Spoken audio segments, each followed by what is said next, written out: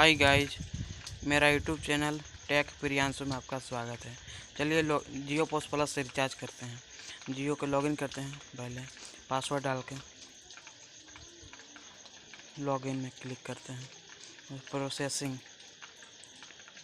देखिए अगला पेज क्या खुलता है। थ्री डॉट में क्लिक करेंगे, जियो टॉपअप में क्लिक करेंगे।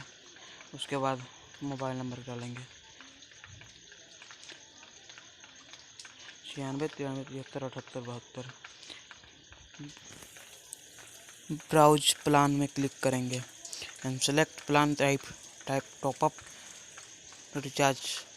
मुझे रिचार्ज नहीं करना, मुझे टॉपअप करना है। टॉपअप प्लान में क्लिक करेंगे,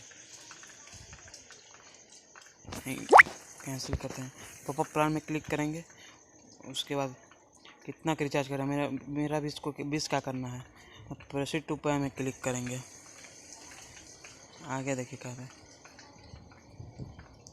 है, कैश डन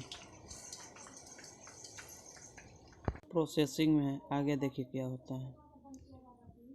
रिचार्ज सक्सेसफुली हो गया, आगे मैसेज एरर आएगा। प्रोसेसिंग में अभी है, वेट कीजिए।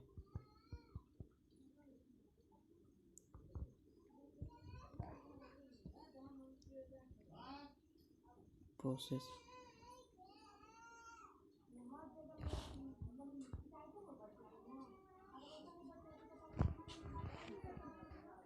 Recharge successfully. My YouTube channel for watching.